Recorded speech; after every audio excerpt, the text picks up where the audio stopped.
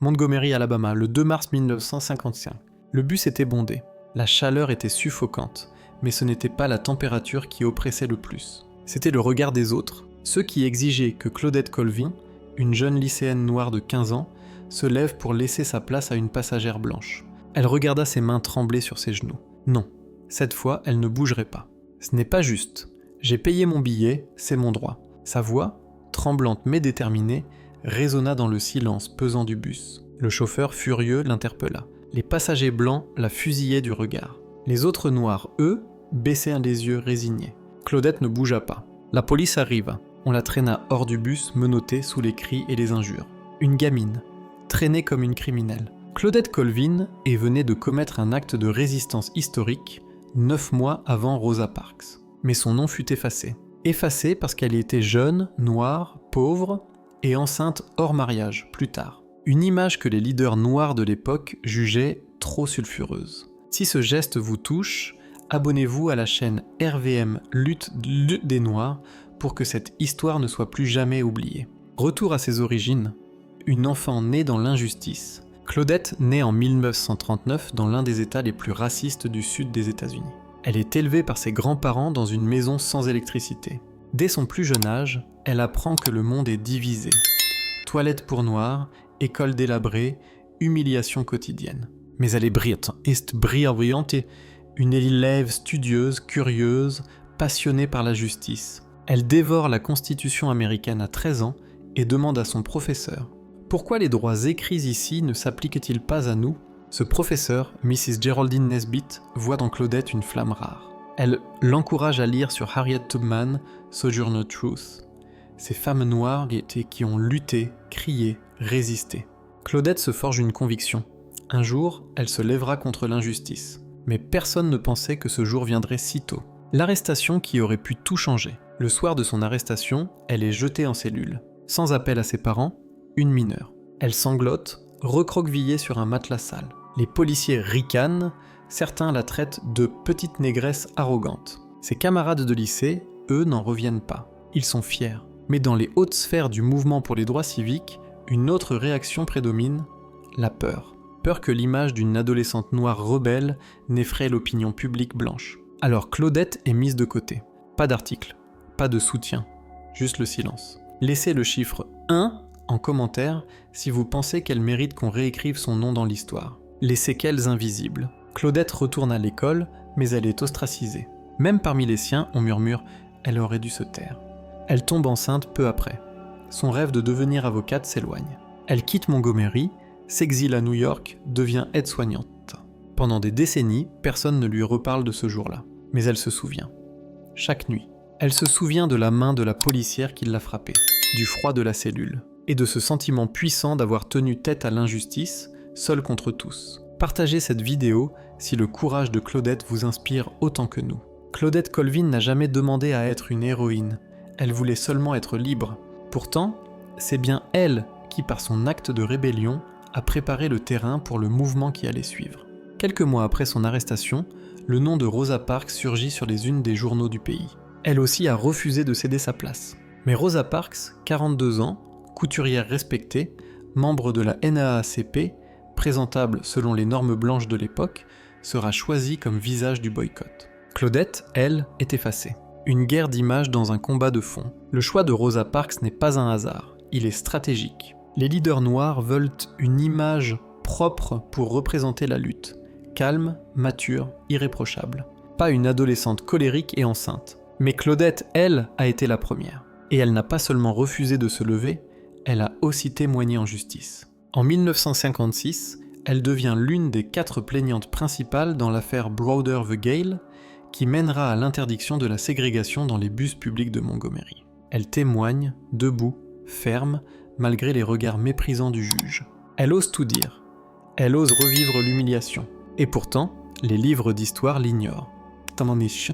Abonnez-vous à la chaîne RVM Lutte des Noirs pour qu'on continue à raconter les histoires de celles et ceux qu'on a voulu taire. L'exil intérieur. À New York, Claudette recommence sa vie. Elle élève seule ses enfants. Elle devient aide-soignante, travaille de nuit, s'occupe de malades avec compassion. Elle ne parle presque jamais de ce qu'elle a vécu. Ce n'est que plusieurs décennies plus tard qu'un étudiant, Philip House, retrouve sa trace. Il est fasciné par cette histoire, il l'interroge, l'écoute. Claudette, pour la première fois, raconte tout.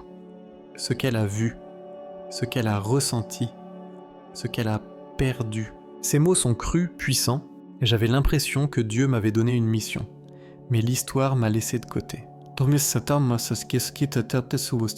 Une vérité qui refait surface. Le livre Claudette Colvin, Twice Toward Justice, paraît en 2009. Il choque, il bouleverse. Des générations découvrent enfin le nom de cette jeune fille de 15 ans, ignorée pendant des décennies. Claudette est invitée à la Maison Blanche. Elle rencontre Barack Obama. Mais elle reste humble. À 70 ans passés, elle demande simplement que ses actes soient reconnus. En 2021, son casier judiciaire, resté actif depuis 1955, est enfin effacé, 76 ans après son arrestation. Si cette injustice vous révolte autant que nous, partagez cette vidéo. Que plus personne ne reste effacé dans le silence. Les cicatrices de l'effacement. Claudette n'a jamais été riche. Elle n'a jamais été mise à l'honneur comme d'autres figures du mouvement. Elle a survécu modestement, discrètement. Mais son regard trahit une force intérieure inébranlable. Elle dit « Je n'ai pas besoin d'une statue. J'ai juste besoin que les jeunes sachent que j'ai existé. Que j'ai résisté. » Et cette parole, cette mémoire, nous avons le devoir de la porter, de la transmettre, de la crier. Quel est votre prénom et de quel pays nous regardez-vous ? On veut vous connaître, vous qui portez la mémoire de Claudette avec nous. Dans le Bronx, Claudette Colvin menait une vie simple, loin des flashs, loin des récompenses. Elle vivait dans un modeste appartement, prenait le métro pour aller travailler à l'hôpital et rentrait tard, épuisée, mais digne.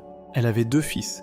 Elle leur parlait rarely de ce jour de 1955, mais dans chacun de ses gestes, il y avait la trace de cette flamme. Un jour, l'un de ses fils lui demanda « Maman, pourquoi les gens parlent de Rosa Parks, mais pas de toi ?» Elle répondit doucement « Parce que le monde n'était pas prêt à entendre l'histoire d'une jeune fille noire pauvre et rebelle. » Et le prix du silence. Claudette n'a pas eu les honneurs, ni les titres. Elle a eu les séquelles, l'anxiété, les cauchemars, la peur de parler. Elle a vécu dans un monde où dire la vérité pouvait vous briser la vie. Mais elle n'a jamais regretté. Elle savait que son geste avait été juste. Elle savait que même dans l'ombre, elle avait tracé un chemin. Laissez le chiffre 1 en commentaire si vous ressentez l'impact profond de son acte de courage. Une héroïne sans trône. Pendant que d'autres montaient sur les estrades, Claudette nettoyait les corps des patients mourants. Elle était aide-soignante dans un hôpital psychiatrique. Un travail difficile, ingrat, mais essentiel. Ses collègues la respectaient sans connaître son passé. Certains, en apprenant son histoire, restaient figés, émus. Claudette ? La Claudette Colvin ? Mais pourquoi n'en as-tu jamais parlé ? Elle répondait « Je n'ai pas résisté pour la gloire. J'ai résisté parce que je ne pouvais plus supporter l'injustice. » Si cette force vous inspire, abonnez-vous à la chaîne RVM Lutte des Noirs pour soutenir la mémoire de ces héroïnes invisibles. Le combat d'une vie. Transmettre, même tard. Vers la fin de sa carrière, Claudette commence à parler.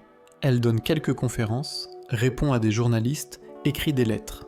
Mais ce sont les jeunes qui l'écoutent le plus. Dans les lycées, on commence à raconter son histoire. Des élèves pleurent en découvrant ce qu'elle a vécu. Des jeunes filles noires lèvent la main et disent « Pointe ». Moi aussi je me sens invisible parfois. Elle leur répond « Ne laissez personne vous voler votre lumière. » La sagesse d'une femme brisée mais debout. À plus de 80 ans, Claudette Colvin est droite, fragile mais fière. Elle regarde l'Amérique d'aujourd'hui avec un mélange de tristesse et d'espoir. Le racisme n'a pas disparu, les humiliations non plus. Mais elle voit aussi des jeunes se lever, comme elle l'a fait en 1945. Elle sourit doucement et dit « J'étais en avance sur mon temps. Oui Claudette, tu l'étais. » Partagez cette vidéo pour que plus jamais aucune Claudette ne soit effacée de l'histoire. Il a fallu plus d'un demi-siècle pour que le nom de Claudette Colvin ressurgisse, non pas dans les manuels scolaires, mais dans le cœur de ceux qui cherchent la vérité.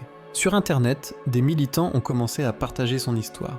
Des artistes ont chanté son nom, des enseignants ont corrigé leurs cours. Et petit à petit, Cosette est devenue un symbole, non pas un mythe poli, mais une vérité brute. Une preuve que l'histoire officielle est souvent incomplète. Si vous apprenez quelque chose de nouveau aujourd'hui, partagez cette vidéo pour que d'autres la découvrent aussi que vous aussi.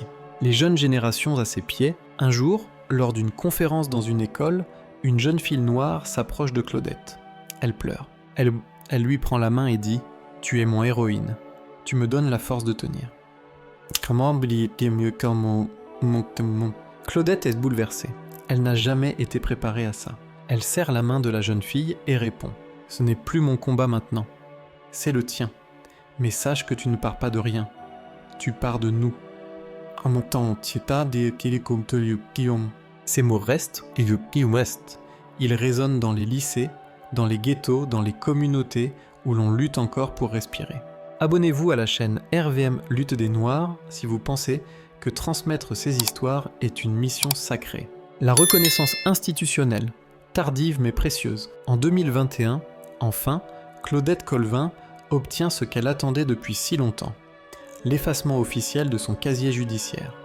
À 82 ans, accompagnée de son avocat, elle se rend au tribunal pour entendre le juge dire « L'État reconnaît votre contribution historique. Vous n'auriez jamais dû être traitée comme une criminelle. » Elle ne pleure pas, elle ne crie pas, elle sourit simplement. Elle regarde les journalistes et dit « Il n'est jamais trop tard pour réparer une injustice. » Mais dans sa voix, on entend aussi la douleur d'avoir attendu toute une vie. Ce que Claudette nous enseigne, son histoire n'est pas seulement celle d'une adolescente courageuse. C'est celle d'un système qui écrase les voix trop brutes, trop vraies. C'est celle d'une femme qui a porté sur ses épaules le poids de la vérité sans jamais plier. Claudette nous apprend que la résistance n'est pas toujours récompensée, mais qu'elle est essentielle, qu'elle est noble, qu'elle construit l'avenir. Laissez en commentaire. Je me souviens de Claudette Colvin pour affirmer que son nom ne sera plus jamais effacé. Une parole pour l'éternité. Lorsqu'on lui demande ce qu'elle dirait à la jeune fille de 15 ans qu'elle était en 1955, Claudette répond « Je te remercie, tu n'as pas flanché. Tu as fait ce qu'il fallait, même si personne ne t'a remercié. Des titres qui ont nos métiers. » Et c'est à nous, aujourd'hui, de lui dire merci. Merci Claudette. Aujourd'hui, Claudette Colvin a 86 ans. Elle vit toujours à New York, entourée de ses enfants, de petits-enfants et de ceux qui, tardivement, ont compris qu'elle était une pionnière.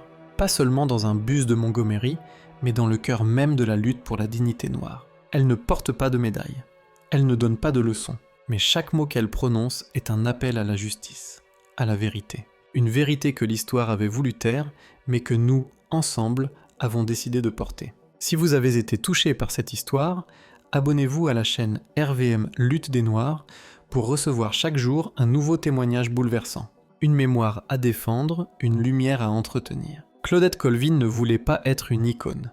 Elle voulait juste être libre. Et dans ce désir brûlant, elle a rejoint le cercle sacré de celles qui, par leur simple courage, ont changé le monde. Ce n'est pas seulement son nom qu'il faut retenir, c'est son geste, son audace, sa vérité. Parce qu'au fond, Claudette Colvin, c'est chacune de ces femmes noires qu'on a oubliées, celles qu'on a tues, celles qui ont crié mais que personne n'a écouté. Aujourd'hui, elle n'est plus seule. Nous sommes là, nous écoutons et nous racontons. Quel est votre prénom et de quel pays nous regardez-vous ? Laissez le chiffre 1 si vous vous engagez à ne plus jamais laisser une histoire comme celle-ci sombrer dans l'oubli.